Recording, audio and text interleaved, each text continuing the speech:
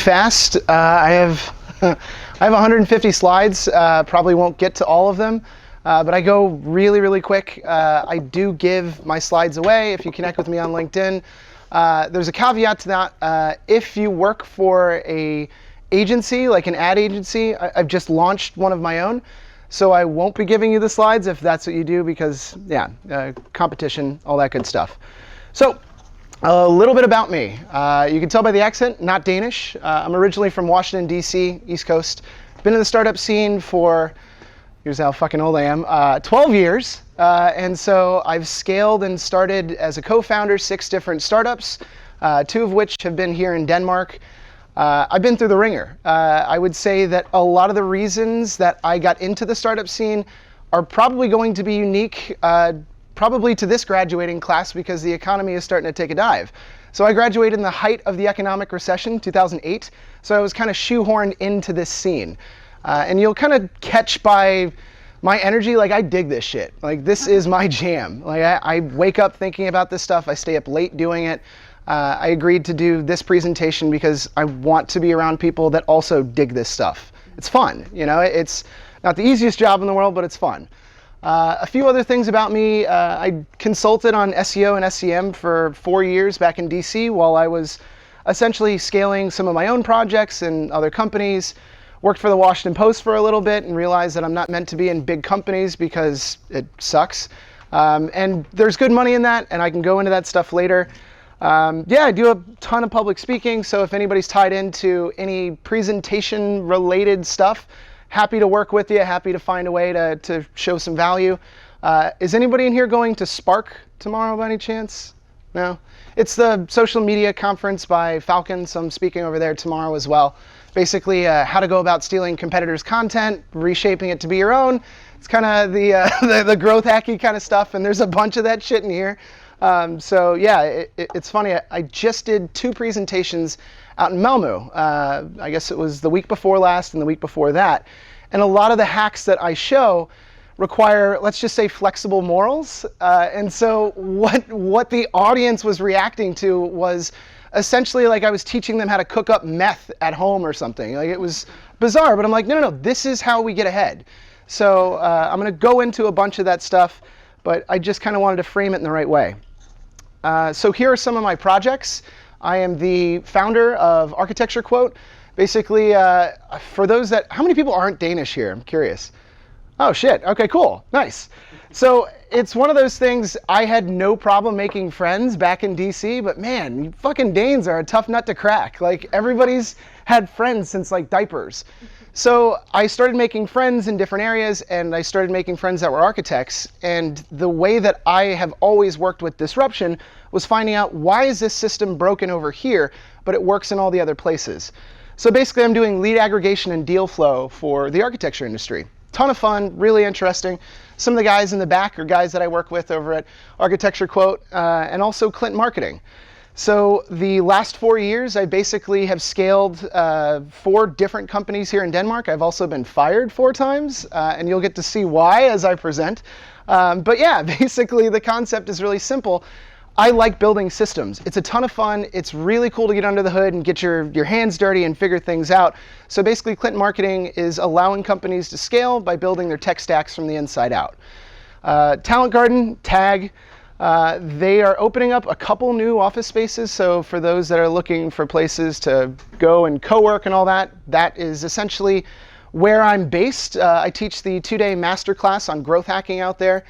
So it's like once every 2 months, they get enough people that want to pay way too much money, and I don't get enough of that to begin with. And essentially, I teach 16 hours on end with a little break for sleep, how to go about growth hacking and using a bunch of different tools. And then the last little bit is Taylor Ryan IO. Taylor Ryan IO is essentially just a funnel for me to get in front of more people and yeah, bitch and moan and that kind of stuff. It's fun. A little fun fact about me, I was on a reality show about moving to Denmark. It was not a dating show, so this was on the Home and Garden Network, which means it's mostly for old people. But you never realize what it's like in terms of what they show on television versus what actually is. With clever editing, they can make anybody look like a monster or a really good person. So every time I'm on screen, they start playing dopey music with like the xylophone. I'm like, what the fuck? It's clever editing, but it just kind of gives you another look behind the curtain. It's fascinating. So feel free to look it up on YouTube. They make me look like a douche. My goal for today is to provide value. So I realize that most people here have gotten into this course or into at least the direction that you're going because you probably give a shit and you're at least remotely interested and nobody's holding a gun to your head to be here. But hopefully there's something that you can take away from today and be able to use either in your course studies or maybe even in the future. I don't know. I hope that's the case. I think I have a pretty good feel for the room given that everybody's students, but I am a little curious as to the focus. How many people in here are currently working in a startup right now? A couple people. Okay, cool. How many people want to eventually start their own thing in the future? A few more. Oh, nice. Okay, cool. Yeah, it's always just good for me to kind of frame that. And how many people consider themselves marketers or have done something marketing related? All right, nice. All right, good. So hopefully most of this won't be brand new to anybody. So growth hacking is one of those like bullshit bingo buzzwords that everybody throws out all the time. And I hate being kind of pushed into a group where it's like, yeah, I'm that buzzword too. The way that I really define growth hacking is essentially just doing the work, right? It's doing the most with the least amount of money, the least amount of resources, and maximizing for the biggest amount of results. Whether it's conversions, payments, it doesn't matter. But I always use this analogy to try to drive the point home. So like, let's say, all right, let's say your fucking bike breaks down because like nobody, how many people have a car here? Anybody? Yeah, rich kids, crazy. I'm messing with you. So the idea is like you bring your bike to the mechanic, right? And there's two different people there and both guys or girls are mechanics. One of them has read every book on fixing your particular bike over the last 5 years, but has never actually gotten their fingers dirty. And the other one has grease underneath their fingernails and like, I have fixed every single minute element within that bike for the last 5 years. I've touched and basically have constructed everything from scratch and built it over 1,000 times. Over 5 years. I would say I want the second guy to fix my car because he's not going off of theories, he's going off of experience and knowing how to do the job. And there is a big difference between that. So the way that you get good at growth hacking, marketing, anything in general is obviously getting a little bit more time in the pilot seat. But you need to pick one area to get relatively great at. So the idea is that if you can start building content, then you can start to understand all the other areas of marketing. Because nothing is like an island. Everything's loosely connected systems. So think of it like this. If you understand content, you can then apply all those learnings to PR and amplification, getting your stuff out there. If you understand that stuff, then you can start diving into some of the small elements of technical SEO. After that, it's like, well, great. So if I understand some technical SEO stuff, I can work on a platform to basically manage my ads to boost this kind of stuff. All of it's kind of relational and it builds on one another. It's like dominoes. So I had originally kind of formatted a lot of this around UX, but I'm going to dance around a bit, not figuratively, but I'm going to move into different areas. So one of the areas that I'm going to touch heavily on is probably going to be closely related to product marketing and essentially scaling using the right tools, but also the right psychology. So I always say UX is like a joke, and there's a punchline. UX is like a joke. If you have to explain it, it's probably not very good. So the issue is often that a lot of people make assumptions because they're very close to the project and ultimately it doesn't serve them. So pretend that you didn't see the name of the company at the very top because I got cease and desist for mentioning them in a different presentation. So ignore that. But yeah, basically one of my first roles here was at a company called Plan Day. Damn, I shouldn't have said Plan Day. Rhymes with Plan Day. So, so basically the idea was that I wasn't seeing enough conversions based on the amount of traffic that we were getting. And I was really confused because it seemed very straightforward. Everything looked and felt right. But unfortunately, when we started looking at the users that were coming to our site and actually putting in their information, we found a lot of issues within just the phone number field. So the only way to really do this is use screen recordings, either Hotjar or there's another one. And Specklet. So Hotjar and Specklet, which basically give you real-time screen recordings of every user's experience through your platform. And I saw within the phone number that they kept having issues completing the form because it didn't accept dashes, dots, parenthesis marks, and a few other pluses. So essentially people wanted to convert, they wanted to buy the product, but they couldn't because the form didn't work. So it was my second day, and I brought this up to the head of product, and I said, look, this is a problem. And essentially this will happen to all of you because you're young. They basically go fuck yourself. You're brand new here. There's your fucking desk. Do your job. I'm going to focus on me. Thanks, new guy. So I was like, oh, wow. All right. Well, thank you, and welcome to the show. So I basically worked there for another 6 months, and around month number 5, there was a big eureka moment in product where they got up in front of the entire company and goes, look, we found this issue with the form. There's this telephone thing. Show them, Stan. And so they show the whole thing, and I'm like, is there a fucking echo in here? Are you kidding me? And this could have been done in a day. And sometimes it has to be understood that some of the greatest ideas come from the very bottom, and some of the worst ideas come from the very top, and vice versa. But there's no point in not listening to everybody. So it was a really good learning experience for that. Again, ignore the name of the company. So I pulled this off of the Wayback Machine, but this was an original look at how people go about converting.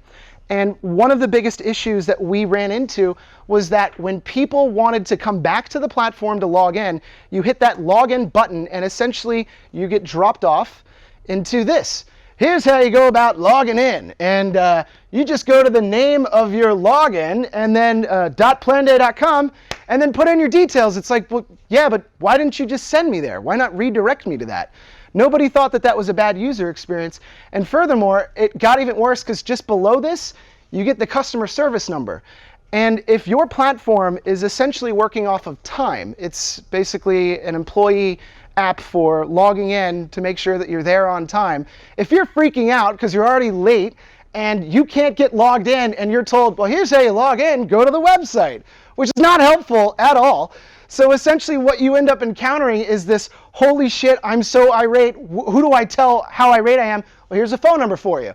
So customer success had tons of people calling up going, you fucking pricks, I'm gonna be fired if you don't get me into my platform. Absolutely absurd. And I relate it to one of my favorite flicks. I want to show you kind of the example of expectations versus reality in the form of a clip with Bruce Willis. And hopefully the audio works. This is a 50-50 kind of shot. So this is you getting to the website and you're trying to just convert. The gun! Give me the gun! The gun! The gun! I'm gonna go and try to see.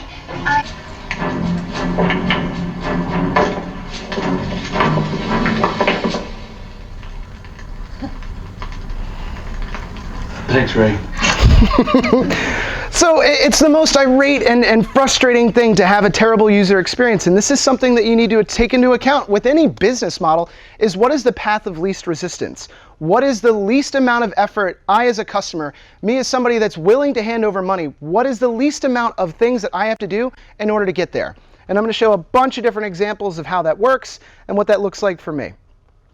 What I won't be going into, which I do enjoy, is like really bad design. It's not really what this is about.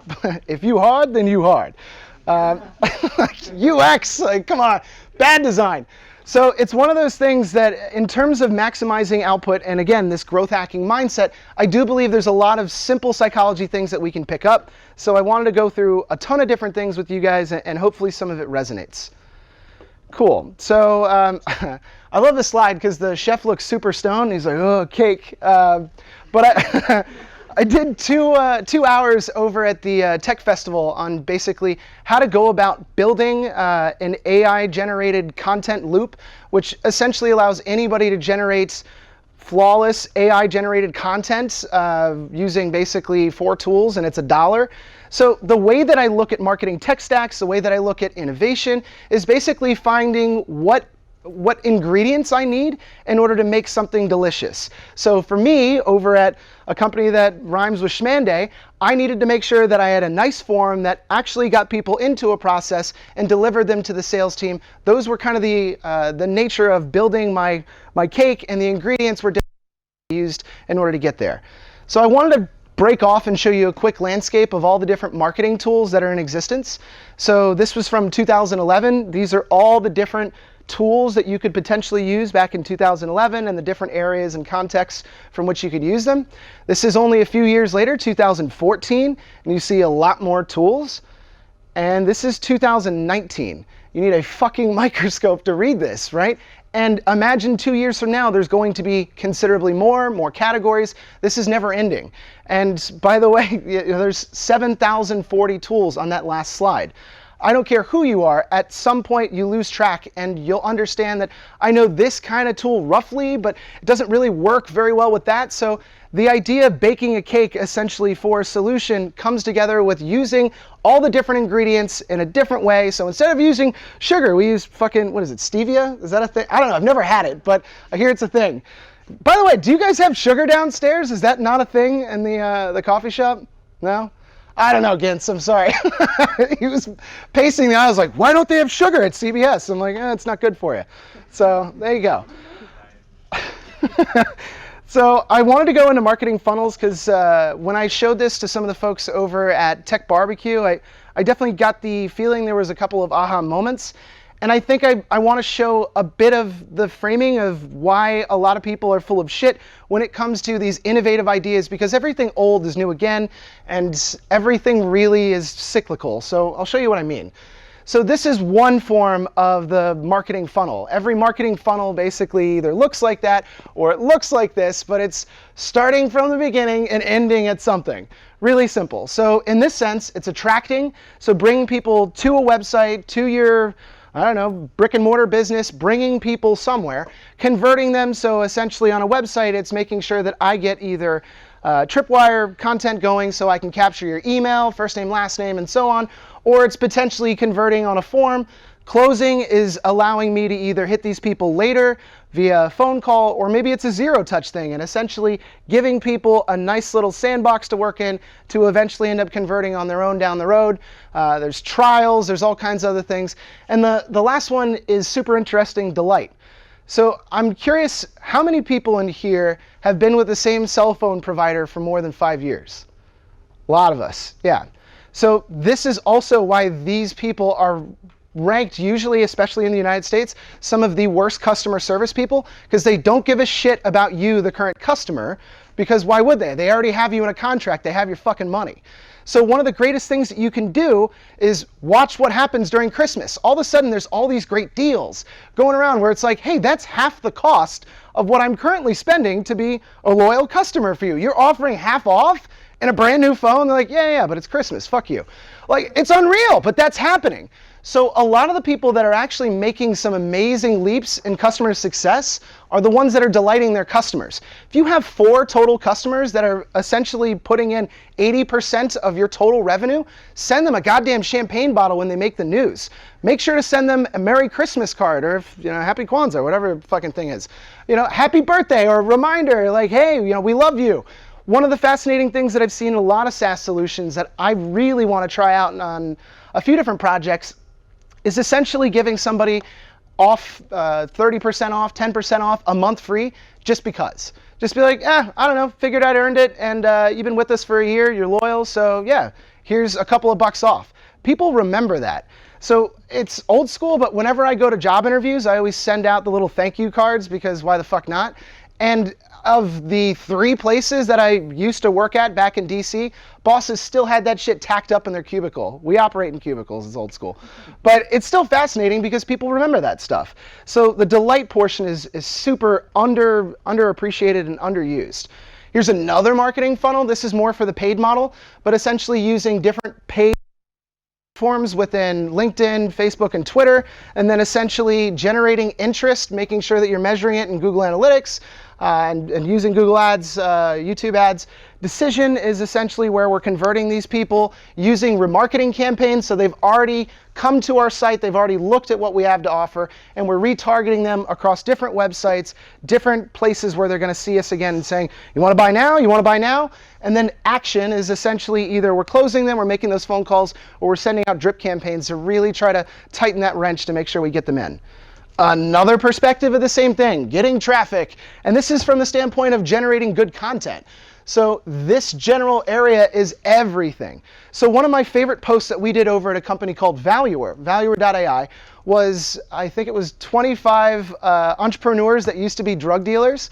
It was a really fun post, and the reality was, I don't need to develop content that is always super focused on, here are our features, here are our benefits, here's why you should come to us. Nobody gives a shit about that. I want to entertain people. I want to bring them back. I want to show them something they've never seen before. And often that's counter to what every old school guy and gal has ever learned. And by the way, that's one of our more popular posts. It captures a lot of authority, gets a ton of backlinks, and drives a shitload of traffic that ultimately does convert. And the other side of it is, yeah, we got 2 letters from guys that were asking us to take it down or they would sue us. One of which was super hilarious. It's the guy behind Mr. Pillow. It's like a pillow company. But he's like, look, I was a drug addict, not a drug dealer. And it's like, okay. So yeah, crazy. A different marketing funnel. Essentially the same thing, but changing the very bottom of after conversion is relationship and advocacy. So essentially turning some of the top converters, the people that are using your platform the most, into cheerleaders or people that are willing to expose your brand to people like them to essentially get a little bit of kickback in referrals, but also generate a lot of revenue for you. One of the biggest measurements when it comes to VC funding is, what is your churn rate? If people leave and don't stick with you, it means your product sucks and it's broken. So how do I continue to build the relationships and turn all of my customers into advocates? This is HubSpot's simplified funnel. I'm not going to go into it. It's the same shit. Here's another funnel. So about 10 years ago, this guy Dave McClure made up a phrase called pirate metrics. RAARR. So fucking, so he sold a lot of books, and it's like, oh, that's so creative. The guy didn't really do anything new. All he did was add a couple of different words to the very end of the funnel. It's the same shit that's been around for 20 years. And the reality is, everything old is new again, and this is something that consistently you'll find when you go into organizations and they're like, well, how do we get other people that are already using our, you're talking about referrals, there's platforms for that. It's incredibly frustrating to kind of see that people are mesmerized by this. This is like the growth hack playbook, and it's like, this is not that new. All you're doing is adding a couple of small things here and upselling at the end. It's the bottom of the funnel just reimagined. And so people are fascinated by the idea that, yes, this is basically that conversion stage, and then you've added in a delight and then a referral kind of loop at the bottom. There's nothing super new about this, and I think most business models don't realize that that is absolutely the way forward, but it's being reinvented every day with just different bullshit bingo buzzwords. That's it. So I'm going to go into some detail here, but I want to skip through this to get to some of the fun stuff.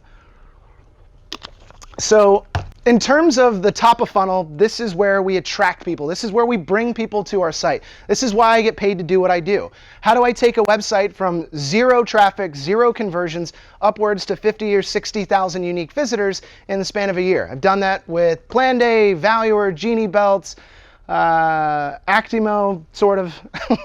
But the idea is that it's everything. People think of content as only one thing. Maybe it's articles and guides on the industry. No, it's fucking white papers, it's podcasts, it's checklists, it's video, it's across all these different platforms.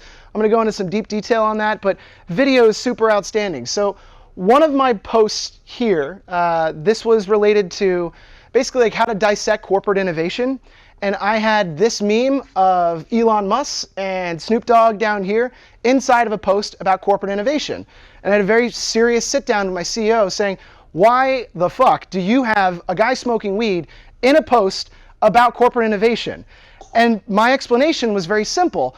These are people too. I want to engage them. I want to make sure that the content isn't dry, because we're talking about a super dry topic. They're just like you and I. They want to see humor. They want to be engaged. They want the static of just long lines of text to be broken up with something interesting.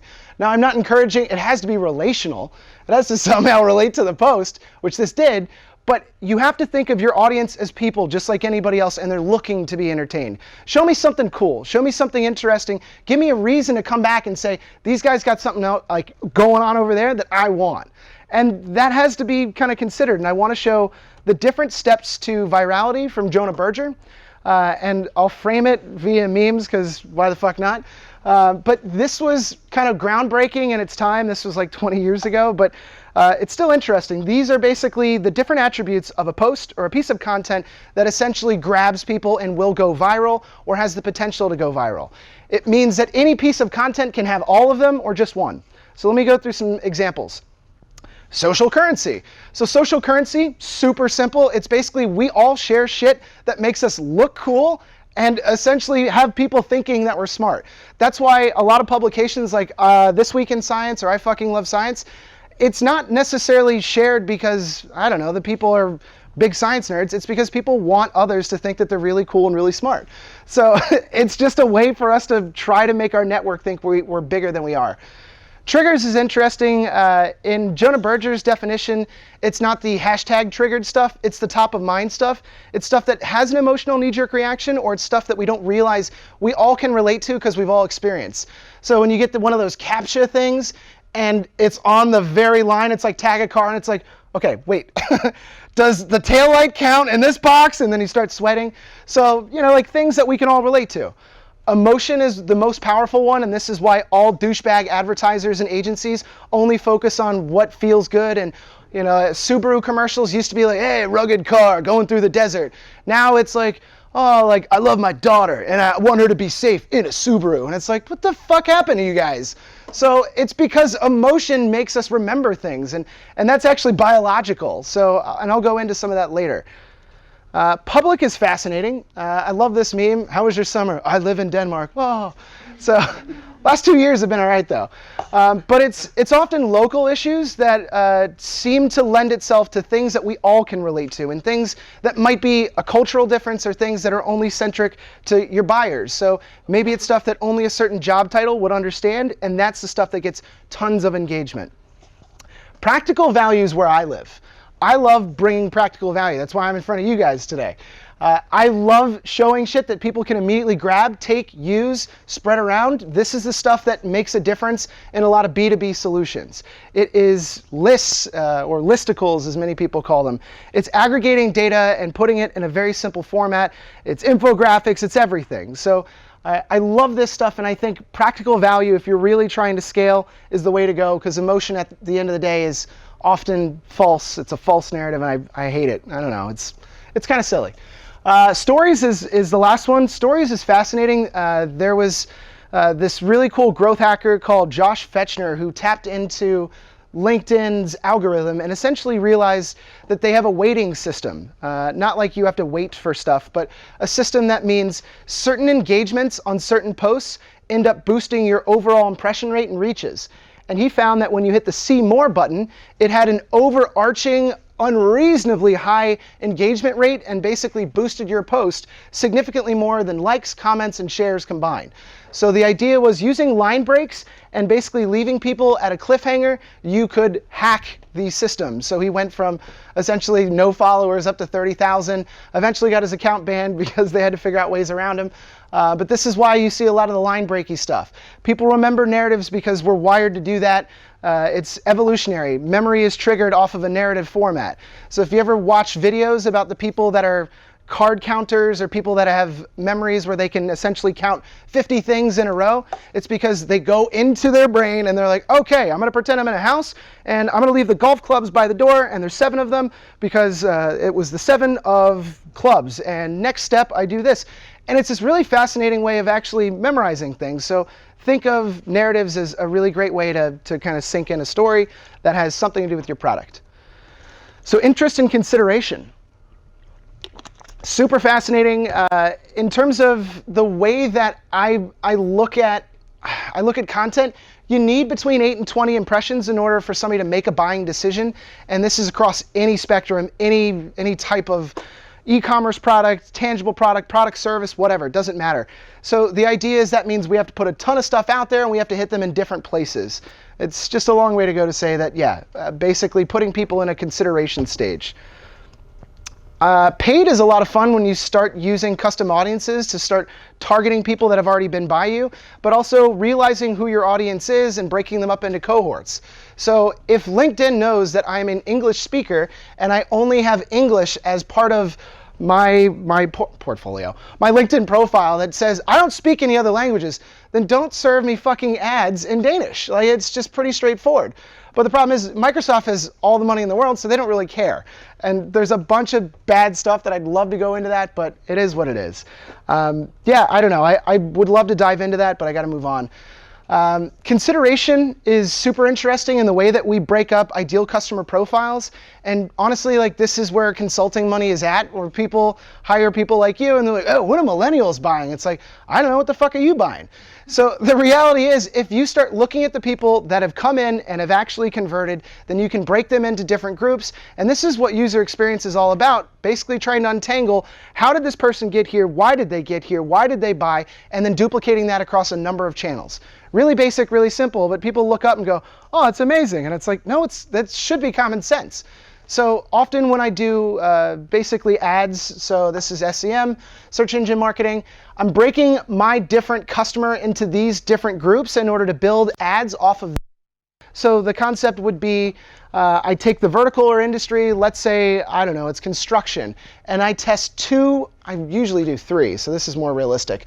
I do 3 different messaging things. So like one of the terrible companies that I started back in the day, gluten-free VIP. Terrible name, terrible idea, terrible company. Somebody's actually managed to scale the business model, but the idea was really simple. One of my founders had celiac disease. Like, oh, I can't eat that gluten. It was when like the gluten-free craze was kind of at its peak.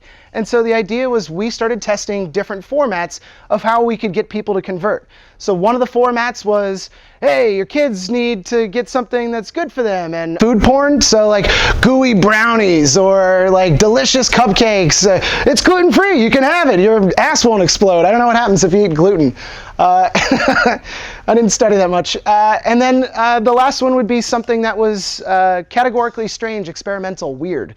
You know, like one of my favorite posts that went viral was kids are snorting gluten-free flour in order to get high, and all of a sudden it got tons of engagement, and it went on for like a really long time, but we couldn't convert people off of that because it was putting the services that we sold or the products that we sold in a negative light. So yes. Was that like a paid ad? Yeah. With the snoring, or was something you put on your Facebook page? Yes. So in this sense, this is all for kind of structuring your paid campaigns so that you can test, well, I know within this vertical, this industry, that of the 3 different messaging types, this one is attracting the most people, getting the most clicks, but might not be converting. Therefore, the pain-based kind of ad might end up getting less clicks, but more solid conversions that turn into customers. So testing out these 3 different ways of basically pulling that trigger is kind of the way to go.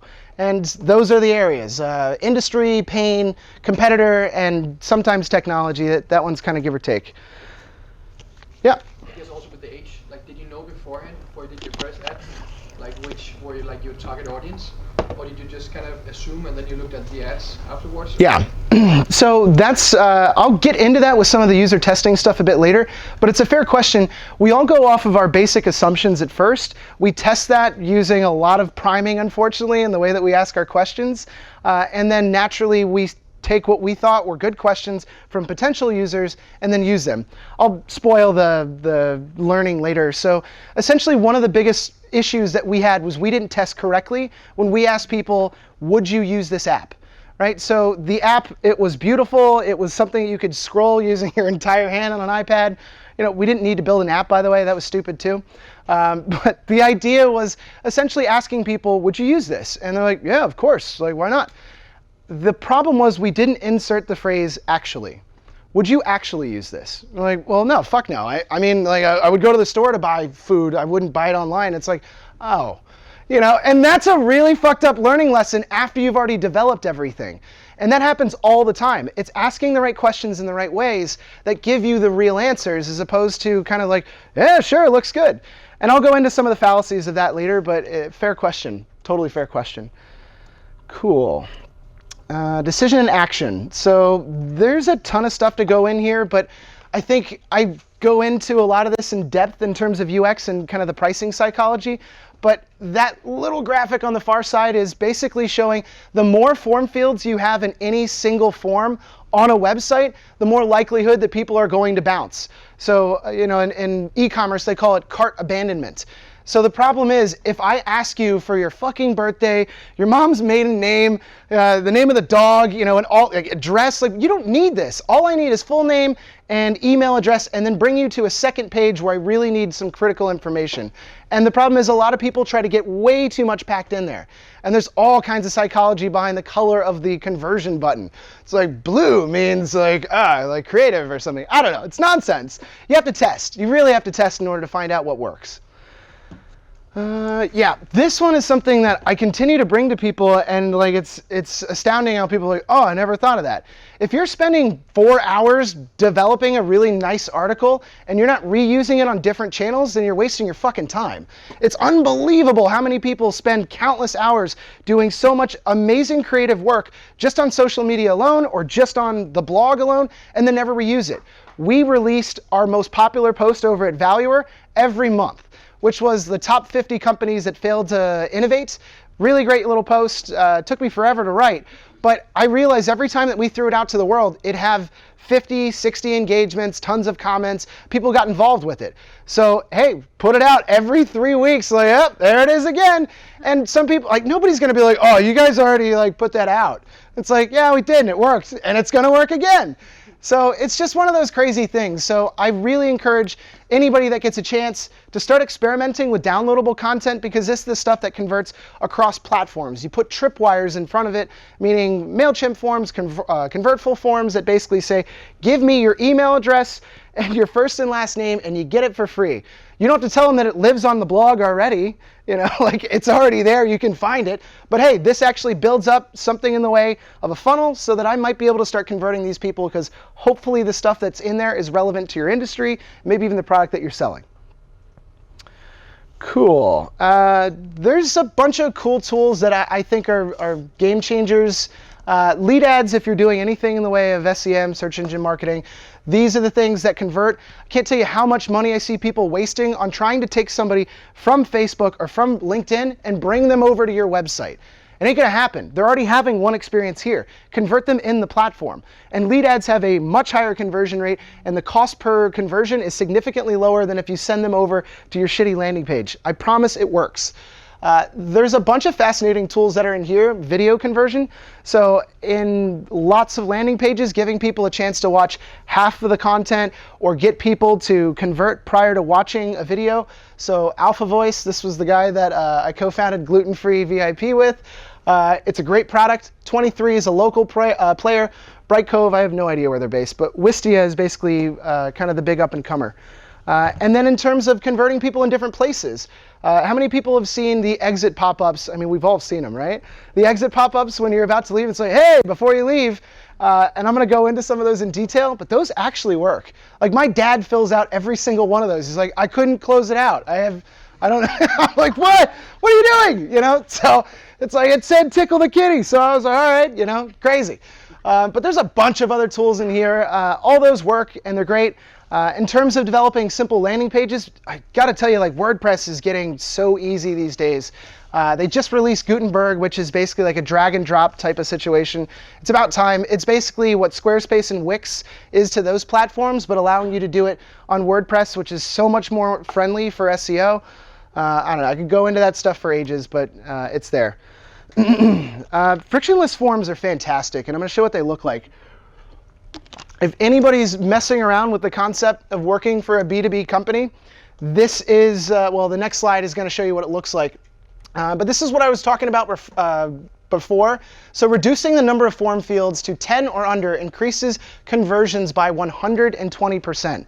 People don't like to put in information.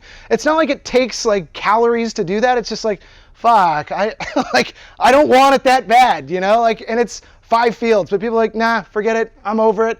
Reducing the number of form fields to 4 or under increases conversions by 160%, which is unfathomable that things continue to reduce to that level. So what I did over at Valuer was quite simple. Give people 1 field, and then it brings them to a second field or set of fields that essentially is enriching the data using Clearbit, which is a fantastic tool, to basically autofill first name, last name, company, and potentially phone numbers. So here is that form in action. So you can see somebody gets there, they put in their email address, Alex@uber.com, and then Wait, there we go. And then it automatically figured out his name was Alex Priest and his company was there, and sometimes it fills in the phone number. This is a game changer when trying to convert people and realizing that everybody's lazy, people hate filling out stuff, and if you stop somebody from jumping off of your website and never coming back, that's money. And you're leaving money on the table if you're not doing something like that. So essentially it's the concept of the foot in the door technique. So this is the value reform, and we tested two different versions. One was essentially the second form, which you see here, and we had the phone number just above, and it would autofill once you put it in, or sorry, email is right here, but it was moved up to the top, and it filled in the rest of the fields, but the conversion rate went up significantly because when we prompted people that only saw this to put in their email first and then fill in the rest, I'll show you what this looks like because I feel like I'm not doing a great job explaining. Like if I was watching, I'd be like, the fuck is he talking about? So, hold on. So, this is that form field, and there's one form. So I think, oh great, like this is simple, easy peasy. I'll just put in my information. So I'll just do Pleo. Check the box. The idea of, shit, now I got to fill out stuff, but there's a psychology principle of the foot in the door technique. It's very similar to the Ben Franklin effect, but the idea is really simple, is if you've already done a slight favor, a small element of work, you're like, well, I've already started, might as well continue. And it's fascinating because if I had just displayed this, the conversion rate was 40% less. So just really small psychology principles that are at play, and I'm going to go into a bunch more of those, but really fascinating. Converting customers, you know, when it comes to, sorry, I haven't seen this slide in a minute. Location. So there's so many great posts out there about landing pages and the way that they convert. I can't tell you how many sites I go to on a regular basis for clients that are essentially putting their conversion forms at the very bottom, putting it in the upper right that are essentially hidden, like buy now.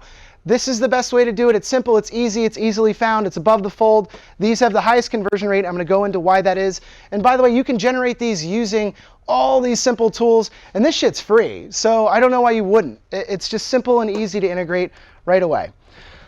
In terms of converting on blogs where people are spending the vast majority of their time, if you're doing it right, you need to give people a way to be able to give their information. So it's fantastic that you made this amazing content and you're getting lots of traffic. But if I'm not converting those users, I'm missing out on the whole opportunity. So this is a different way to do it, and I find it to be fascinating nonetheless. But let me go full screen. So this is, the next slide will be what my dad always converts on. There we go. This is exit intent. So this is a Neil Patel product, Hello Bar. But it works really well. Anytime that you add something like this that is basically exit intent pop-ups, it essentially converts significantly more than the main form on your site. If you can continue to use this, you'd be surprised. And there's tons of clever ways to do this. I actually almost converted on this one because I was so impressed by it. Not ready to sign up, into your email, and we'll send you a surprise. I'm like, all right, like you kind of got me going. Like, what kind of surprise, you know? So like, I don't know. Like, I actually almost succumbed to that. I think there's a lot of really cool ways to drag people back in. People do offer discounts at the very last possible minute. This is how a lot of Black Friday deals work, Cyber Monday deals, where even though they're giving a great offer, they know that, dude, you're not coming back to buy this if you leave right now. So you might as well save at least a little bit of money right now because I know you're not coming back and I need that conversion. That's paying rent. And there's also some really cool psychology plays in terms of insulting people. I know you can't see that, but it's, yeah, you want to learn how to get 5,000 subscribers for free? And then one of them is, yes, download the free ebook. No thanks, I'll stick to my gut on how to grow my subscriber base. Like, I'm an idiot and a prick, and my girlfriend thinks I'm ugly. You know, like that's kind of fun, and I think it's really cool to test those out. The push notification things are really quite an anomaly. I think people close them because they don't know what they are. They're not actually like, yeah, of course I want to get like push notifications on my desktop. So when you use something like this, either using VWO, they used to be PushCrew, or OneSignal, and they're free up to 2,000 users. But they have a really high conversion rate because all you do is click allow and then it's basically set in your notifications. but they're very device specific. So if you hit it on mobile or a different laptop, they're only going to be on that one. They have a really high conversion rate, but they have a super high unsubscribe rate. So when I think it was at my peak, it was like 8,000 over at Valuer. Every time I would send these things out, I would get an unsubscribe of like 500. So people are like, what the fuck? Like, how did this get on my computer? You know, it's like my dad's checking it, you know? So it's just one of those crazy things. I think you can gamify it a lot. This is Alex Jarvis, bit of a character that is in the innovation scene, and he's gamified a bit of that. Like, I'm in, free sucks. It's just a different psychology principle. This is a view of what Wistia looks like, but essentially converting off a video, and I already kind of talked about that, but I think it's fascinating and something to try out. So segmentation is where the future is going to be for those that want to fuck with marketing in a very serious way in the future. This is the difference between having a job in the future and not at all. And I'm going to show what this looks like. So in terms of the way that users are coming to your website and engaging, everybody has kind of a different background, different cohort, different situation overall. And I want to know where these people came from. So what was the source? And I also want to know the medium. So I can actually look that up and predict at the very end of when everybody's converted or nobody's converted, I can see where the highest amount of conversions came from by campaign or by source, or essentially be able to say we need to put money in this. So an example of that is this. Let's say somebody comes from a Facebook ad. The source is going to be Facebook, the medium is going to be social media. If I know on an individual level which ad they actually came through, and if ultimately they converted, then I need to continue to put money in that ad campaign. That is the difference between marketers that understand the way to segment these folks and those that don't. And there's a ton of really overpriced tools for this. HubSpot is wildly overpriced, $20,000. But they're really clever in the pricing model. So they go, hey, we got a good discount for startups. First couple of months, $50. What they don't tell you is it's $20,000 for the fucking year. So you get integrated, you start working with them, you build your landing pages, and 2 months later they're like, okay, yeah, I know last month was $50, now it's $2,000. And you're already integrated, so like you're not going anywhere. Like, gotcha, bitch, you know, like, and it's super frustrating. Getting okay with Google Tag Manager will serve everybody at some point. You only really need to set it up once, but as you continue to scale and build landing pages, super interesting. Segment is every marketer's new friend if you want to start actually building something that can trace users from where they come from all the way through to the very end in terms of actually creating dashboards that salespeople can see, and I'll go into examples of that. So there's a lot of different cool things in terms of lead segmentation. So talking with the guys from Falcon, actually, they had a presentation. Has anybody ever been to Nordic Growth Hackers? Has anybody ever heard of it? No? Damn, okay. It's a really great meetup event, really solid. It's marketers like me that basically just show off their stuff for 15 minutes or give some cool hacks away. And so I found it really fascinating when I was listening to the guy from Falcon talk about the way that they had been running their business, which they basically had a bar chart of all the expenditures for their business. And on one side, it was marketing, which is super low. And then on the far side, it was super high, and it was salespeople. And I was like, wait, but you're a digital service. Like, why do you need to do that? And they're like, well, we were hiring at one point 50 salespeople per month. And then by the end of that 3-month trial period, they'd be down to 2 or 3. And I'm like, that sounds like a miserable place to work. I would never want to be a part of that. And there's a lot of those places around.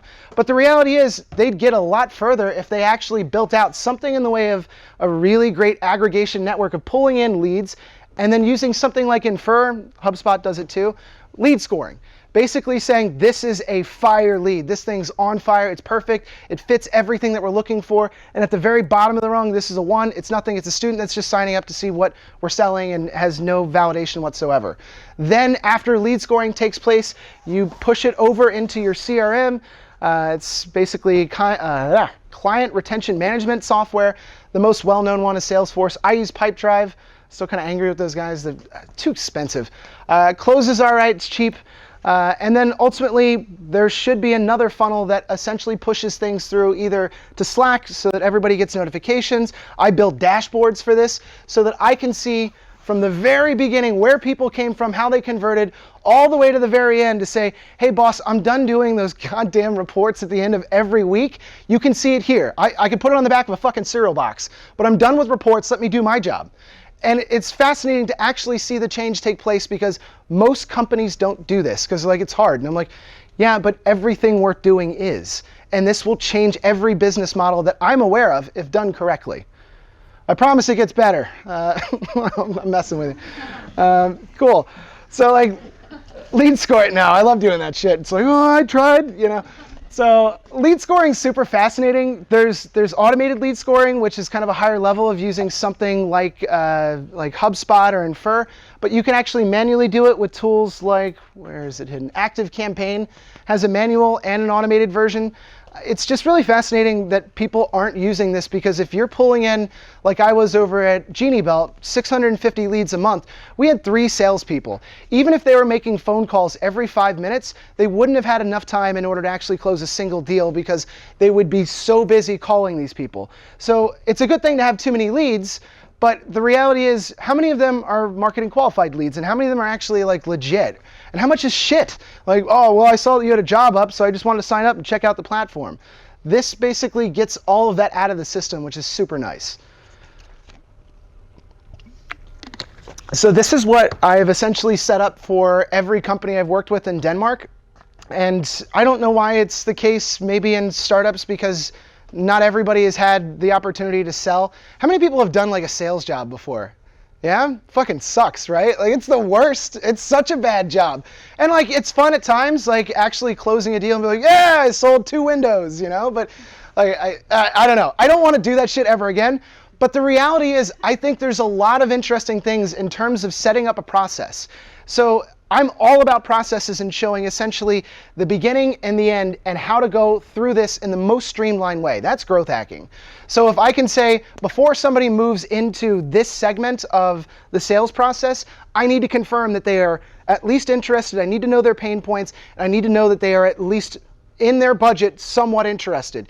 Yes. And then you go to the next step, and the next step, and the next step. And I'm going to show why that's super important when it comes to figuring out pricing for trials and all that other stuff. But CRM integration, while it is very boring, it's like putting together a puzzle and figuring things out. It's really something I dig. So inbound meets outbound. This is where a lot of the people were shifting in their seats over in Malmo, because I do some shady stuff, but I want to show it anyways. So there's 2 different types of kind of marketers out there, and I kind of relate it to this picture. So in this picture, they're 8-year-olds, right? And this one girl has an aero fucking dynamic helmet. She has racing gear on and a fucking racing bike, you know? And she's 8, right? And then the girl next to her is like a normal 8-year-old. And unfortunately, I feel like I'm often that 8-year-old, but not the girl. Obviously, I had a boy's bike. But I'm so frustrated, because I would love to use some of these enterprise tools that are amazing. So for a long time, when I used to go to Albacross's website, because I had downloaded one of their ebooks, they got my phone number, which means every time that I go to their pricing page, I get a phone call. So within a minute of being on that page, the phone automatically dials like, hey, Mr. Ryan, saw that you were hanging out over at the Albacross website. You want to talk? And I'm like, whoa, like that's super weird, right? But at the same time, like, I want to do that shit. Like, it's really baller when you think about it. And you can. But the idea is that you have to use some of the cheaper tools in order to get there, and I'll show you how to do that. But the expensive ones that also do this are on this side. It's the HubSpot, Marketo, and Eloqua. That's, you know, the racing get-up on that bike. So here's a quick hack that I think is super fascinating, and there's a bunch of different tools, just like kind of the baking the cake thing. Everybody has their own tool for doing this, but I'll explain how it works. So APIs pull information out of your browser as you continue to surf different websites. So if I can identify a user's IP address, I can essentially say, because it's not a rotating IP, it has to be a defined IP address, I can then predict what the company is that's based at that IP address. Therefore, I can get the company name, their address, their phone number, then company emails. So every visitor that comes to my site, who they are, and whether or not they're within my target demographic, and then I can decide whether or not it makes sense to start to follow them. So using Lead Feeder, which is that kind of layout right here, you basically get to see the companies that are stopping by. So if you're from CBS and you're surfing from this school, I see when CBS people are on our site. Now, they aren't really fitting of ideal customer profiles when I was over at Valuer, and there's no reason to call up the school, so that didn't happen. but it is really fascinating. And there's a lot of things that you can figure out from here. So if I also know the behavior of these people, which you do, so it'll tell you where they visited on the site, there's indicators. So it's all about intent, right? If you're on my pricing page, it's not because you're bored and you just want to see numbers. It's because you are at least remotely curious, like, interesting, what is something like what you're selling here, what does it cost? That means you might want to fucking buy. So that is one of the most important moments for me to call up those people like, hey, I saw you, you were on my website, what can I do with you? Like, I'll give you a discount, what's going on? So there's some fascinating stuff that I want to show with Zapier. I don't have it on the next slide, I ripped it out, but essentially attaching Zapier to pull out all these individual fields and the phone numbers, and then setting it up with a call center, either off of Upwork, often based in India isn't a great example, but Ukraine has some cheap ones, and it's $4 an hour to basically have people nonstop calling. So it's a really fun hack, but I don't have the second slide for that, but I do think it's fascinating. This is GDPR compliant, surprisingly. So as a business, I can reach out to any other business that I deem relevant for my service or product. If I'm selling Viagra, right, I have no business just reaching out to every individual's email. These are company emails that I'm sending it out to. I do have a business case so long as I give people an opportunity to unsubscribe, which, by the way, I put way down, so I hit enter like 1,000 times so they can't find the unsubscribe button. So I'm like, hey, you're not getting out that easy. So put it way down, but I also have to put the address, which is way down at the bottom as well. And that's it. That's all I have to do to be compliant, and nobody comes after me. That's the slide I was looking for. So essentially, Zapier via Upwork to find somebody that is in a call center, or I can basically put on a call center using the platform Just Call, which rotates the phone numbers so that if it is a Danish company, it looks like it's coming from a Danish phone number. And that works really well. So I don't know. I haven't called any of you guys pretending to be from Microsoft, but I'm saying this is how they do it, which is pretty fascinating. All right, pricing and UX. So I would say that like there's libraries of stuff. That was weird. Oh. Hold on, I want to make sure this thing doesn't die on me. This is plugged in, right? Oh, okay. Well, I don't think my power died. Damn it. I feel like I'm defusing a bomb. Hold on, I brought an extension cord. Bear with me, guys. Is there an extension cord? Yes. Always. I just feel like I'm racing against time. Yeah, all right, cool. So pricing models are super fascinating. Inside of here, I put a handful of different examples, and this is something I literally just spoke about today with a company that's trying to it's online psychology care or something, so like an online psychiatrist, and I'm like, who's buying that shit? And they're like, it's really big in Iceland. And I'm like, I bet it is. Like, it's super weird. But like, you have to find examples of pricing models that work in one place in order to mimic them, because hopefully if it's a reputable company, they've actually tried different models. So this is one of the few models that I've ever seen that makes you pay for a trial. This is Ahrefs, A-H-R-E-F-S. It's my favorite tool for SEO. There's a lot of different ways to work around that and get it for next to nothing, but I'm not going to go into detail on that. But it's one of the only trials that the product is so good that they make you pay for the trial just to test it out. Like, that's strong. But most companies aren't that, because naturally we all have like kind of skepticism. So this is a really cool chart of basically 9 SaaS companies that were tracked over the span of 10 to 170 days.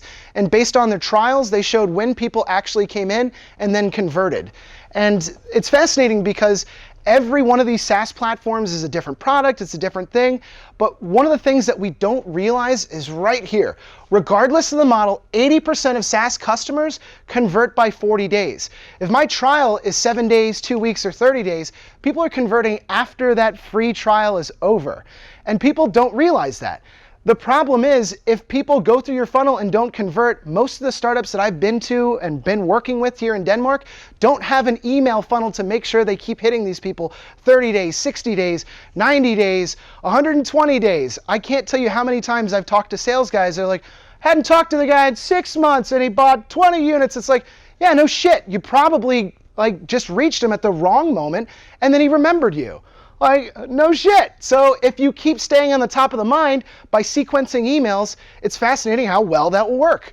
So I had a hack when I was over at this company, Genie Belt, and I believe in sometimes the carrot and the stick. So one of the ways that I tried to kind of get these people that weren't converting and weren't doing anything with my newsletters was to fuck with them a little bit. So I had tons of people in my newsletters. They had gone to landing pages and given their email addresses, or they had signed up for something in the way of a trial but never converted. So after, I think it was 90 days was when I would reach out to them and say, look, because you're not an active member of our community, and I can see that none of these people have opened any emails that I've sent them for the last 120 days, fuck them, they're dead. Like, they're not doing anything. So I say, in 30 days, I will delete all of your information and remove you from our system, and we'll never speak of it again. And you'd be surprised, these people called up and they're like, hey, I was thinking, were you like removing me? You know, like people got irate, and I'm like, you have him on the phone right now. Close him. There must be a reason that he's calling you up. The amount of emails we got in response of, don't remove me from your system, I'm still thinking about it. And it's like, you haven't opened anything that I've sent in the last 3 months. What are you doing? But it was a different psychology way of the takeaway. And it's like, no, now you can't have it. They're like, well, okay, like let's talk about, like, so weird, but it works. So the idea is that these sequence emails after people have ended their trial, they're fire, and they totally work. And this is when most people are dropping the ball, and that's when really it's your chance to shine. There's, I don't know, there's a lot of different ways to look at this, but it's essentially saying that after the trial is when you miss out on all of these opportunities, like tons and tons of opportunities. Each data point within there is when they closed a deal. So again, some people bought after 170 days of no contact, no information, no nothing. So there's a psychology principle that I love going into because there's a couple of things. The last event, my girlfriend was sitting in the front row, and it's a story kind of about her. So yeah, I used to love going to IKEA when I was single because I would watch people have public fucking meltdowns where it's like, I said I wanted those forks, you know, and it's like, oh my God, this is so great, you know, like, look at how awful it is to be in a relationship. I don't have to come home to that. But then, like, you go to IKEA with your girlfriend, you're literally having that argument over fucking meatballs, and yeah, it's crazy. But anchoring is fascinating. So anchoring is the psychology principle of us basically setting a firm foundation of what we expect, and then eventually dragging that anchor as soon as our expectations are changed. So let's say you need a new dresser. You just moved into an apartment, you don't have a dresser. I don't know why. So you go to IKEA and you have it in your head, I use dollars, again, it's gonna get better. No. So yeah, nobody's gonna go to the bathroom now. Like, you're all my bitches, like, I'm sorry, like, you're fine. So let's say you set a budget for $200, and I'm just using dollars because I'm comfortable with it. But yeah, so you've set your anchoring point for $200. So you go to IKEA, and it turns out it's $449.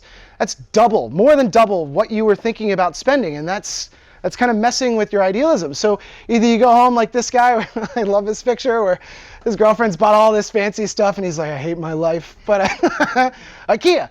So you end up going home and saying, fuck this, I'm never buying anything from that place because it's wildly overpriced.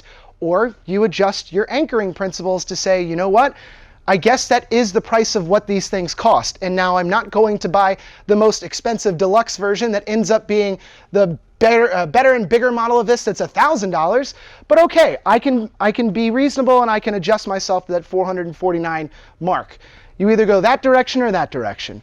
Or within software, you can hit this guy later, or us later, and say, hey, we got a nice little deal for you. Saw that you had come here, you had checked it out. It's a good time to buy. We're getting rid of some units, and offer the price for just a little more than what I set my anchoring point to be. And this is where a lot of conversions happen, and you feel like you got a deal. So my dad, so a little bit about me. My dad is a used car salesman, so that's where I get the charm. And my mom is a cashier at like the supermarket. But it's one of those things, whenever I saw my dad doing negotiations, you know that it's a good deal when the guy that you're buying from is pissed off, because it means that you got one over on him. You know that you've had an okay deal when both parties are angry and nobody leaves happy. So if you go into like a rug store and the guy's like, my friend, you know, and like he's even like, oh, tell the family to come over, like we're doing dinner, it means you got a shit deal. But if he's like, get out of my store, take the fucking carpet, it means you got a deal. So it's something to bear in mind, and it's a really cool psychology principle. One of the most fascinating things is focusing on FOMO and a sense of urgency. This is really why Black Friday exists. It's because people are buying out the wazoo during this time period. I've never used that word before in my life, by the way. Wazoo. That's super weird. So yeah, it's super interesting. You actually dig into the reason behind Black Friday. Black Friday is the day that everything in terms of the books or the numbers that a company has been running goes from red, meaning we're not making any money, to black, as in we are now revenue positive, is supposed to be Black Friday just before people are buying stuff for Christmas or on that kind of first buying streak of Christmas. But you can see that there are buzzwords and keywords that people throw in there to basically give you a sense of urgency. I swear this is totally true. Like my hands sweat when I see the clock counting down, and like this was this was on Wish, and it's 95 cents. And I'm sitting there like, oh shit, like I gotta convert right now, I'm gonna miss the deal. And I have an hour, but I'm still like sweating over it. It's these really like simple psychology tricks that really work quite well. And this works for B2B as well. These are exit pop-ups that are essentially offering you an expiration date on that deal that saves you a bit of money, and here's a chance for you to convert and actually go through with a conversion. It's fascinating. And there's a lot of different ways to kind of work this out. So this is the pricing for one pager, really simple SaaS solution. But a lot of people realize, like, one of my favorite products is Envato. Envato is a marketplace that allows you to download templates, stock footage, everything. So the concept that they figured out was, sure, you can buy it for that price per month, or you can buy it and save a couple of bucks on an annual price. Now there's two psychology principles here that are essentially at play. One is that, look, you know, you end up wrapping yourself in with us for a year, we're going to do you the favor and make sure that, you know, we give you a good deal. And by the way, when people convert on these things, it's super like rare that they churn, because when you buy a year, you don't even remember that your credit card's on file with them. So a lot of the best conversions that I've ever had in a lot of the e-commerce worlds were this annual rate. So I encourage you to like really put that annual rate super low and encourage people to buy, because everybody wants to feel like they got a deal. User versus usage. This is, depending on the business model, a really interesting play. So the idea of the number of users being charged versus the features that you get, you'll see this with every CMS, you'll see this with hosting, you'll see this with a lot of different platforms, but it's just a different way of looking at it, and I think the pricing is really fascinating. I want to go through a bunch of different pricing strategy examples. And by the way, I'll flash up the site where these come from, because there's literally hundreds of these. So we want to feel like we're getting a deal. The pricing on the left, one, because it says sale price, like sale, like it means I'm getting a good deal, it's on sale. Macy's actually came under fire in the United States for this, because people were walking through the department stores and realizing that the sale price never changed. Everything was always on sale forever. Anytime that you walk down Strogut, everything's a fucking deal. It's always on sale. Hey, you got to get it now, or it's not going to be here next week. It's always on sale. And the idea is because it's psychology, and we're like, oh, I got to get this deal. When you actually show the original rate, people convert more. It's fascinating, and it works. And there's a bunch of different versions of these. I'll jump out real quick so you can see the website. Nicolenda, or Nick Colenda, is where they come from, and I really like the guy, the way that he breaks down everything, and it's just an in-depth focus at all these different pricing strategies. And here we go. So he goes into like what numbers kind of look better. The 9 and the 4 we've all heard before, but longer to pronounce syllables. Some people actually think in language like long form as opposed to just the number. So longer syllables convert less. Like, it's super bizarre and doesn't make sense, but it's true. So yeah, there's just tons and tons of tests in here that he's done, and it's super fascinating. So yeah, removing the comma in a very large price actually converts significantly better, because it makes the number seem shorter, smaller. It's bizarre and interesting, and if you ever get the chance to mess around with A/B testing on a pricing page, please do try this stuff out. It's so cool, and I don't know, it's like it's not like you're tricking people, but it at the kind of fucking tricking people. But at the same time, it's really cool because it's like, aha, like I've done something magical here. Cool. So the user journey. The user journey is again one of the easiest things to do to base, and it's kind of like you're a detective that's tracing the deranged serial killer, and it's lots of lines everywhere in different areas. But honestly, this is one of the most overlooked things in any innovation project, any SaaS platform, any software as a solution company in general. So the idea is basically mapping it out. And mapping it out on a whiteboard is great for an afternoon when, you're doing whiteboard days. But if you don't take what's there and put it into a format that you can come back to, and the cleaning lady washes this thing off, like it's game over. You have to start over every fucking time. So build it out in something like Glyphy. Lucidchart isn't bad. Funnelytics is free for the most part for a few of them. And it's super interesting to see where things drop off. Or why do we do the kickoff call that way? Wouldn't it make sense to automatically schedule it and give them a chance to select using Calendly instead of calling them up to schedule and they're like, oh yeah. Some of the greatest ways that I've saved people time and money is using Mixpanel. I can see when people come into a platform, what they click on, what they don't, and why. The why is basically nobody understood that, which means do we have to give them a nice tutorial, or is it because the product is flawed from the beginning?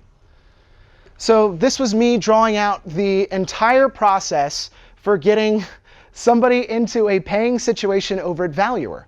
And it's infuriating because look, this doesn't need to be this many steps.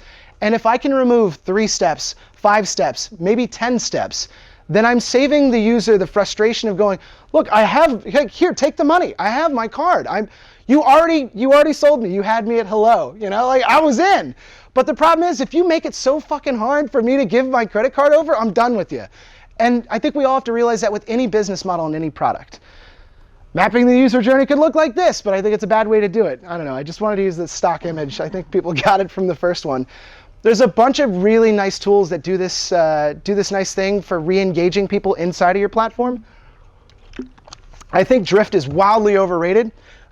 User.com has kind of become my new favorite. Custom.io used to be super clunky. Now it's crazy user-friendly. Intercom is wildly overpriced. So based on the number of subscribers that you have in that platform, that's what you get now. I know, I saw you like, oh, she's gonna get it. No. So Intercom is fascinating because it allows you to trigger emails and messages based on action. So imagine that somebody logs back into the platform but doesn't use the main feature of the platform. You can reach out to them and say, hey, it's been 3 days. Like you logged in, you haven't done anything. Like, you sure you want this? And maybe you just need a guide to go do that, and here's a tutorial on how to go about getting started. Continuing to hit people at those really crucial moments is super powerful. So over at Genie Belt, I realized if nobody actually goes into the project and uploads an existing portfolio or project into our platform, if they don't do that on the first day, they're never coming back and they're as good as dead users. So I realized I had to do everything possible in order to get them to upload that to see the value. Otherwise, it was a waste of fucking time. And the only way you can see that is either using Mixpanel or starting to test using Intercom with the messaging. And this saves countless amounts of revenue if done correctly. It's finding the gaps, essentially. There's really cool platforms out there that allow you to kind of gain an edge, especially if you do a touch of sales. Streak allows you to see if you've opened the email, if you've responded, if you forwarded the email. I get all of my salespeople to either use Streak or Mailer. The idea is that if you forward my customer email like, hey, thought this might be interesting to you, check it out, let me know what your thoughts are. If you forward it to other people in the organization, I need to get back in touch with you because you're interested. You're super interested enough to forward it to your boss and then his friend, and then all of a sudden 30 people have viewed that single email. That's fire, and I need to jump on it immediately. It's not a good analogy, but it's still fire. It's good. Calendly is super easy. I do all my appointment scheduling on that. It basically gives people open access to your calendar. Think of it like this. How many pointless fucking conversations has anybody had here where it's like, what are you doing on Tuesday afternoon at 2 o'clock? Yeah, no good. What about Wednesday next week? You go back and forth on this, and I'm like, this is hours of my life that I've lost trying to go back and forth with stupid, pointless conversations. Use Calendly. It allows people to see your calendar and book based on your availability. Super easy. Zoom is fine. I've had, I think, 6 Skype calls this week. None of them have gone well. So the problem is, like, I can't get something to connect, or like the fucking camera doesn't work, or oh, I can't hear you. Can you, like, all right, let's call back. I'm like, this isn't a cell phone. It's not going to work if we call back, and then it does. You know, super frustrating. I've had less problems with Zoom, so that's why I'm recommending those guys. But yeah, I think there's so much opportunity in that kind of section. One of my new favorite tools is Lemlist. Lemlist is this kind of really creative young bunch that decided to try to disrupt the way that outbound is done. So this is an example of it, using merge fields, essentially personalization to get people going. So I use this when I'm reaching out to people to try to be a speaker at a conference, where I'm essentially pointing to a whiteboard like this, and it's, I want to speak at insert merge field, the name of the event, because it's the best event in Europe, and I've been a big fan for a long time. People read that and they're like, oh my God, like, you actually took the time to write on a whiteboard, take a picture, and it's like, dude, are you that fucking thick? Like, no way. Like, it's a merge field. I just have the name over top of it in handwriting text. Really easy. We also did that for Architecture Quote with reaching out to not founders, angel investors, but I don't know, nobody likes to throw money at Americans or something. I don't know, Gintz was there. I do think there's a ton of really creative templates. This is one of like the most overused one. I'm good for getting it like probably once every 3 months, and the email goes like this, where it's like, hey, I haven't heard from you in a while because 1, you're busy and you just haven't gotten a chance to review my product. 2, she threw me off. No, I'm kidding. 2, I think it was, I'm not interested and you should leave me alone. Or 3, you're being chased by a hippo and you want me to call for help. Which, you know, is like, all right, it's cute, but like the 6th time that you've seen it, you're like, all right, come on, get creative. There are so many examples of really great personalization tools that allow you to engage, and this is where the future is going, and I'm going to go into a few different examples of that, but personalization is the jam, and that's something that a lot of the video conversion platforms offer. You can't embed video inside of an email. It's not possible, but you can put a picture with a play button over it so people click on it, and people engage with that play button more than any other clickable thing in the world. So I would say, if you're trying to bring people onto a platform, make it look like there's a video and redirect it to a landing page that has that play button on it that auto starts as soon as you arrive. Really easy. Signatures get clicks like crazy.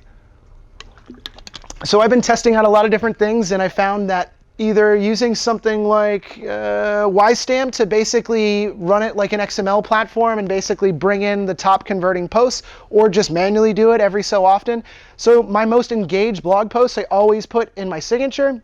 I give people a chance to connect on LinkedIn, social signals, and then of course everything's clickable up there, because a lot of people won't respond to you, but they will click on the links inside of your signature because they want to see who you are and what you're about. One of the easiest ways that I've been able to scale subscribers for YouTube channels is this really simple hack, and I don't know why more people don't do it. It's adding essentially that line of text, !sub _ confirmation equals 1, is essentially prompting a window to pop up to ask if you're confirming your subscription to the channel. So let me show what that looks like. Dun, dun, dun, dun. Copy. And paste. So I've added, you can see at the very top, I've added in !sub _ confirmation equals 1. Most people will click subscribe because, like, oh, I don't know what this is, close it out. Okay, subscribe. They don't realize that I've just captured them as a subscriber. Like, okay, gotcha, bitch, and you're in. And this is a really easy way to get people to subscribe to your YouTube channel if you're trying to build up followers for anything in the way of media. And it's fascinating because it's that simple. Every signature that you have, you need to have that little addition to the YouTube link in there. It's really easy to do, and I don't know why more people aren't doing it. But I'll unsubscribe. Oh, cool. So user testing is also kind of my jam. I think it's a little bit more about me. So I graduated with a degree in psychology. I don't know, I'm a fucking idiot. I don't know why I did that. I think I had pipe dreams of potentially doing clinical research, but ultimately a lot of marketing just turns into psychology. So I want to go into some of the different aspects of why user testing is junk and some of the pitfalls that we all experience within that.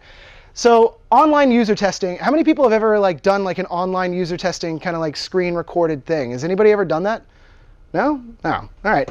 It's a really good way to actually make money. And it's one of the biggest problems that I have with these platforms, because most of the users that get paid to do user testing, it's like $5 to $10 per test. And every test takes like 5 to 10 minutes. It's mostly students, because they're like, well, I'm in school and I need drinking money, so I'll join up with usertesting.com. So if you're hurting for cash, there you go. But it's really easy to get set up. But the problem is that I continue to find issues with it. So, so like I remember one user testing thing where, again, like it's somebody is given a list of the different tasks they have to do on your landing page, on your product, on your website, whatever, and there's a bunch of different questions that go along with it. I can't tell you how annoyed I was where somebody's eating a fucking bowl of cereal while they're talking through the milk and like the cereal in their mouth going, oh, looks like I gotta click on this. And it's like, what are you doing? Like, I'm paying $35 for this. It's infuriating. So the way around that is you must set a user type, which means don't go for anybody that's 65 and older, no offense, unless that is your product, because they're like, oh, I'm on the internet. And they spend more time kind of narrating, like, I didn't see that coming. There's a pop-up window. It's like, God damn, old man, like, read the question. So like super frustrating on that. Also, set your demographics in terms of maybe you're looking for a more educated crowd for your degree, something like that. You'd be surprised if you get a little bit more clear with the user types and clear with the directions, you get a lot better results. Short questions, short answers, simple tests. Nobody's geniuses because they're doing this often for a fucking living. So aside from smoking crack, there's not a whole lot working out with people that are doing this full time. And it's not because people are volunteering for the goodness of their heart. They're trying to make a little bit of extra money on the side.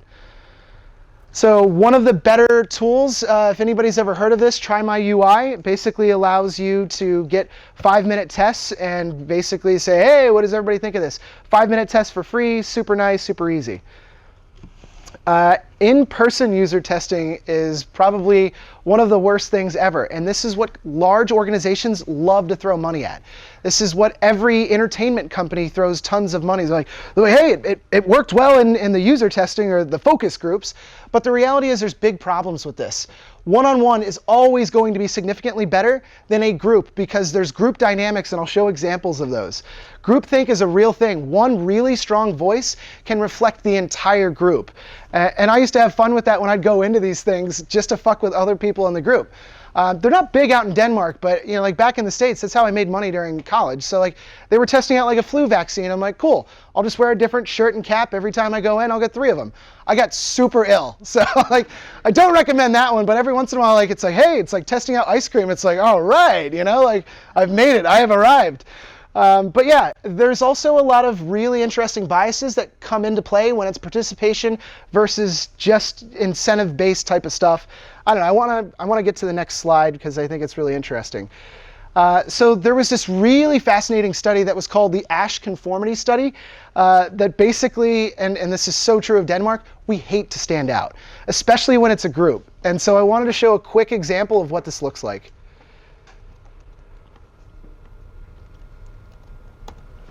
All right. An experiment is not a public opinion poll. It examines behavior under the pressure of social forces, as the experiment of solid. Today involves the perception of lengths of lines. As you can see here, I have a number of cards, and on each card there are several lines. Your task is a very simple one. You're to look at the line on the left and determine which of the 3 lines on the right is equal to it in length. All right, we'll proceed in this order. You'll give your answer. Only one of the people in the group is a real subject, the 5th person with the white t-shirt. That guy. The others are confederates of the experimenter and have been told to give wrong answers on some of the trials. The experiment begins uneventfully as subjects give their judgments. 2, 2, 2, 2, 2, 3, 3, 3, 3, But on the 3rd trial, something happens. 2. So real quick, just so you can see, everybody's saying 2, and that is clearly not the correct answer. Number 1 is the equal line. It's very obvious. 2, 2, 2, 2. So like, 2, fuck, you know, like, come on, man. You know, and that's the problem with a lot of this stuff is there's such a psychology core to it. And those are super fascinating. There's one more that kind of takes this into a different extreme in terms of the way that people behave just on body language alone around others that are basically exhibiting a certain behavior. The gentleman in the elevator now is a candid star. These folks who are entering, the man with a white shirt, the lady with a trench coat, and subsequently one other member of our staff will face the rear. And you'll see how this man in the trench coat... By the way, there's not a door on that side, it's just a wall. ...tries to maintain his individuality, but little by little,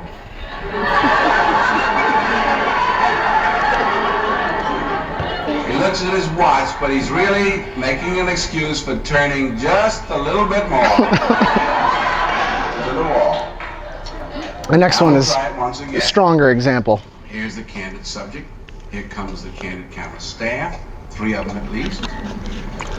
And this man has apparently been in groups before.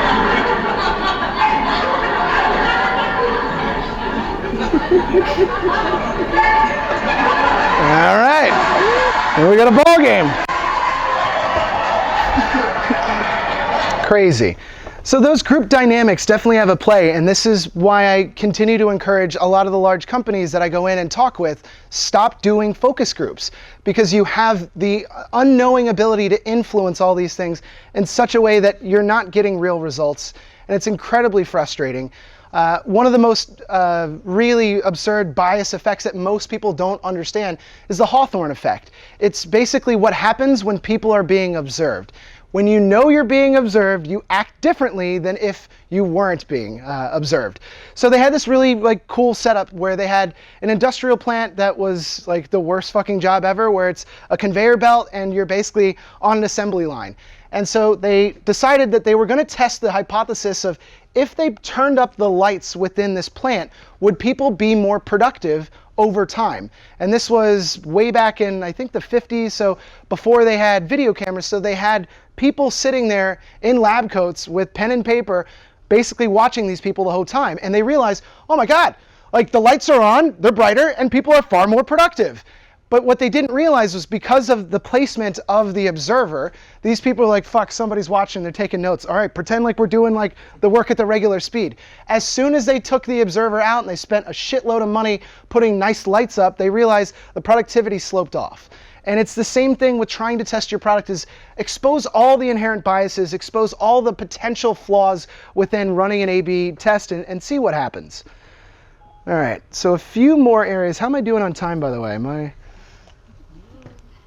Got, what, another 40 minutes, or? Well, I need to do one part of my lecture too. Okay, cool. Why don't we do that? I'll give you a chance. But maybe you can, I'm not sure how much you still have, but you can... I'm on 99, I got another 50, so. So no, let me see if I can just go through like the last little bit. Yeah, I like this section, then I can kind of hold off, and then if it makes sense, I'll jump back in. Yeah. Cool, so, onboarding meets kind of that delight stage is some of my favorite stuff. I really think that a lot of people miss the ball on onboarding.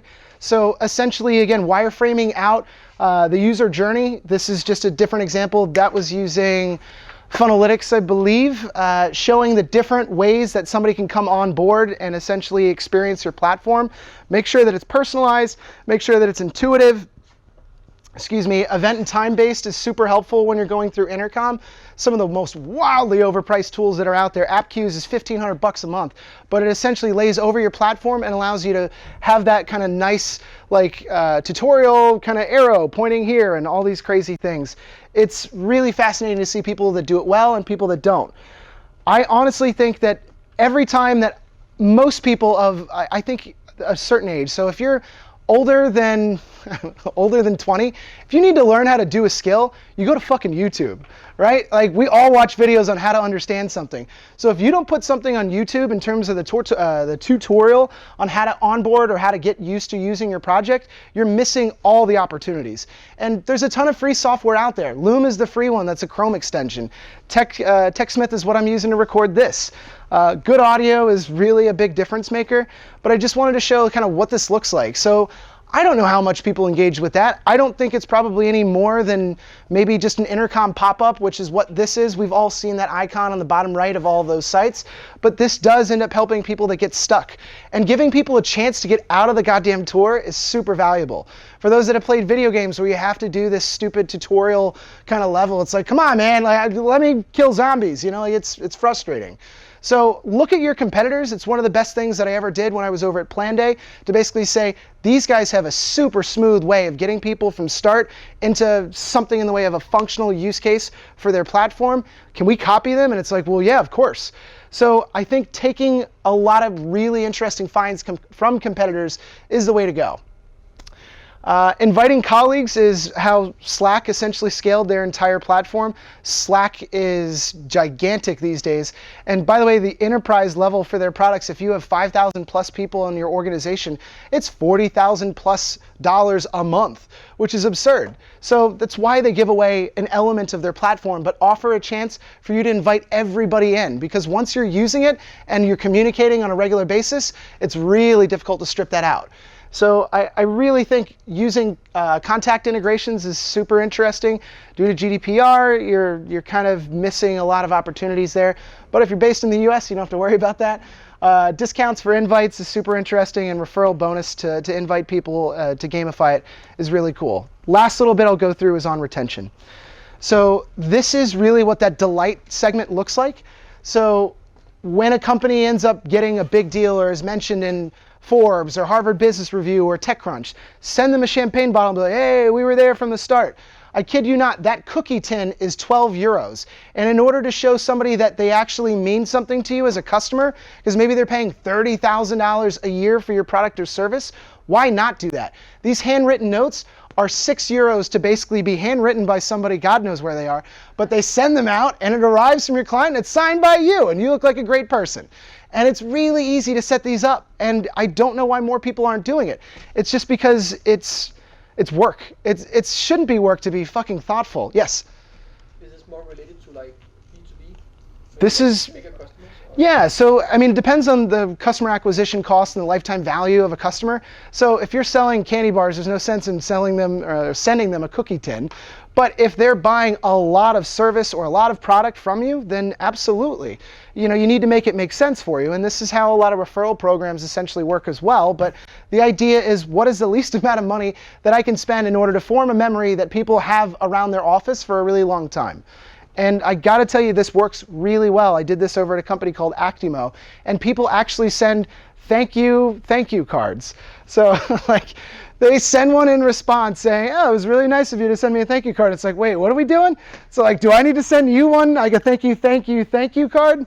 Really weird, but it's fascinating. In terms of some of the really fun ways to gamify different opportunities, many people have these different apps that basically chart you jogging around. People start doing basically GPS drawings doing that.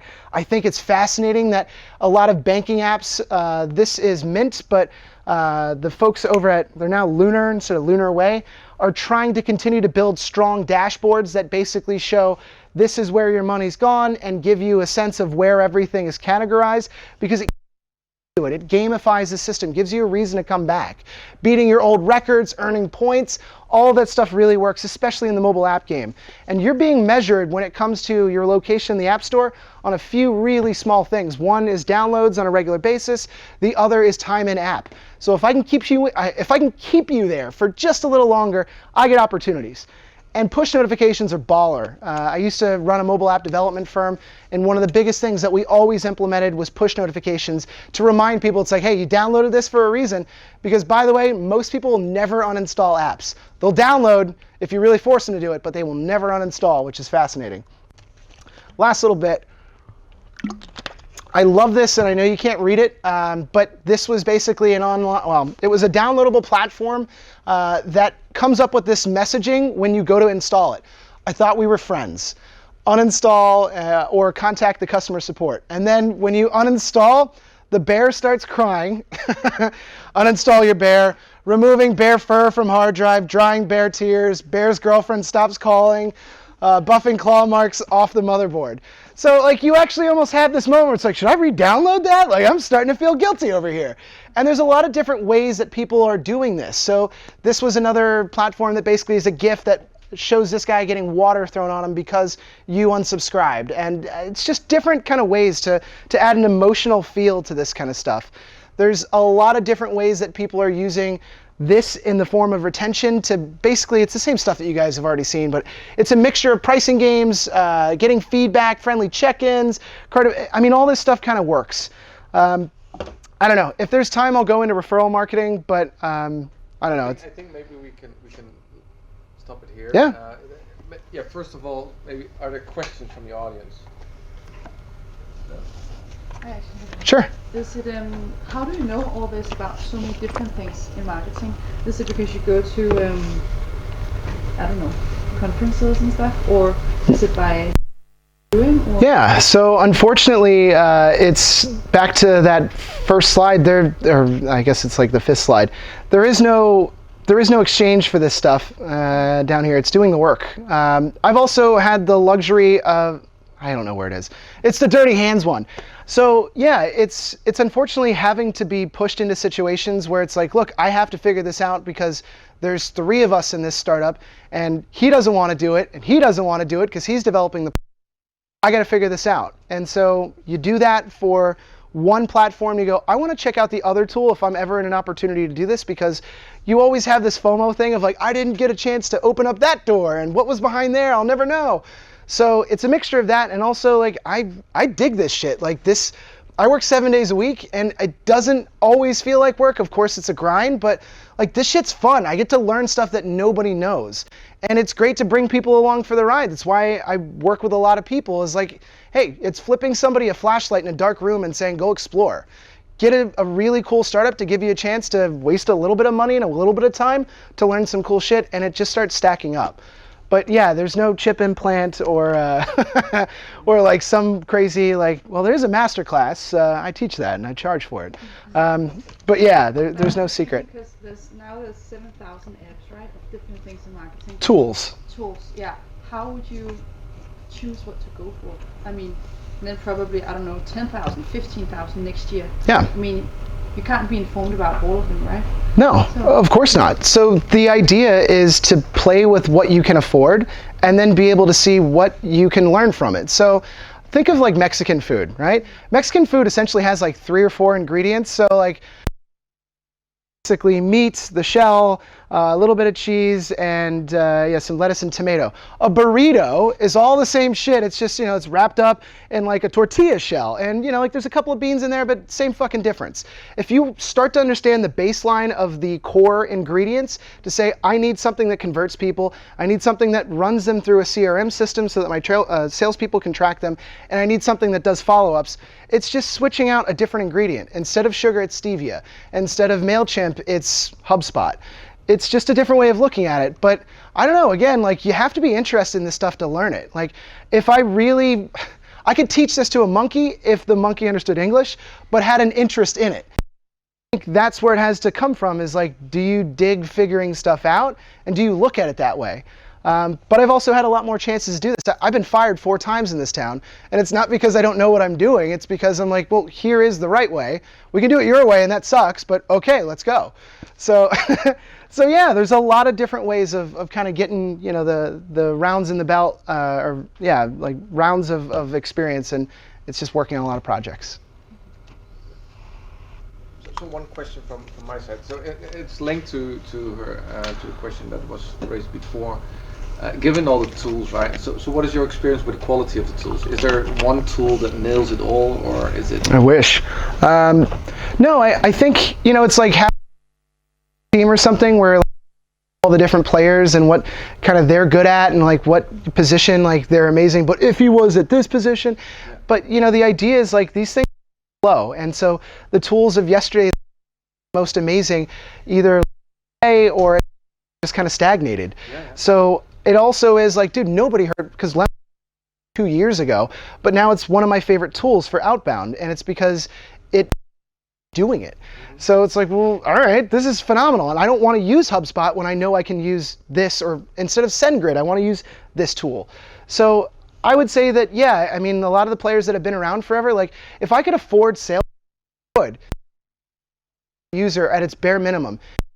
Additional features, you could have just for a single salesperson, $200 a month for, you know, a license. Like I haven't even had that kind of budget on, yeah, the tools that I've been using. So it's like, all right, what's your freemium model?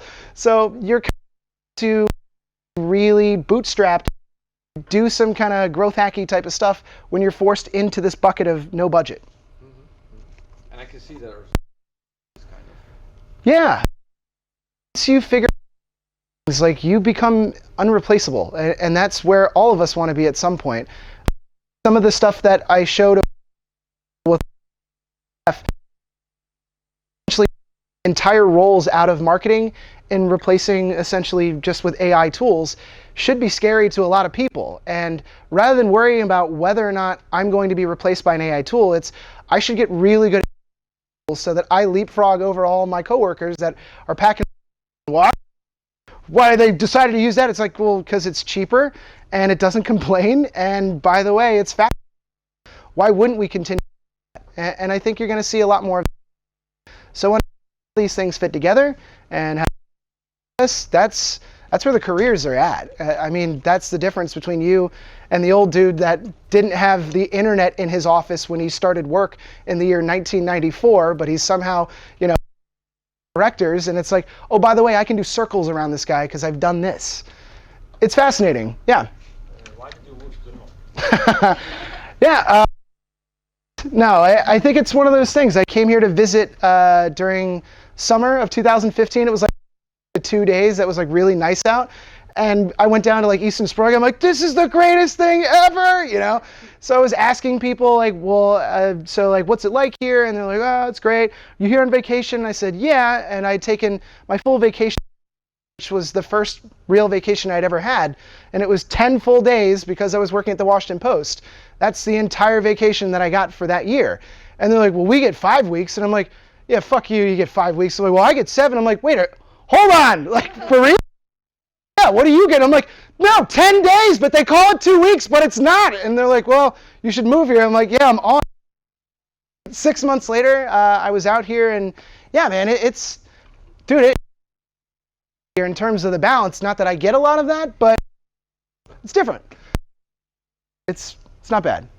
Okay. No more questions? Well, give it up for Taylor. Thank you very much.